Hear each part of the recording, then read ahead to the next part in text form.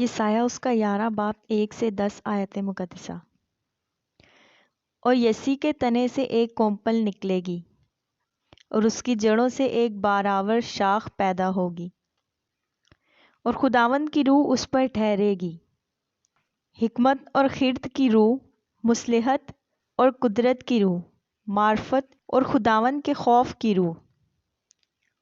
اور اس کی شادمانی خداوند کے خوف میں ہوگی، اور وہ نہ اپنی آنکھوں کے دیکھنے کے مطابق انصاف کرے گا اور نہ اپنے کانوں کے سننے کے موافق فیصلہ کرے گا، بلکہ وہ راستی سے مسکینوں کا انصاف کرے گا اور عدل سے زمین کے خاکساروں کا فیصلہ کرے گا۔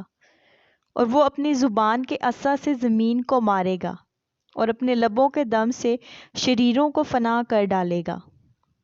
اور اس کی کمر کا پٹکا راست بازی ہوگی، اور اس کے پہلو پر وفاداری کا پٹکا ہوگا۔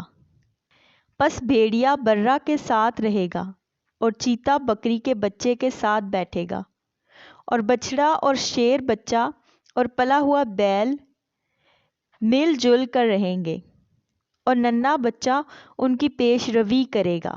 گائیں اور ریچھنی مل کر چریں گی، ان کے بچے اکٹھے بیٹھیں گے، اور شیر ببر بیل کی طرح بھوسا کھائے گا، اور دودھ پیتا بچہ سانپ کے بل کے پاس کھیلے گا، اور وہ لڑکا جس کا دودھ چرایا گیا ہو افی کے بل میں ہاتھ ڈالے گا۔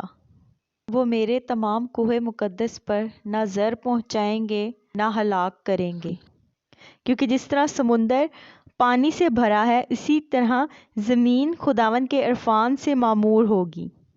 اور اس وقت یوں ہوگا کہ لوگ یسی کی اس جڑ کے غالب ہوں گے جو لوگوں کے لیے ایک نشان ہے، اور اس کی آرام گاہ جلالی ہوگی۔ آمین۔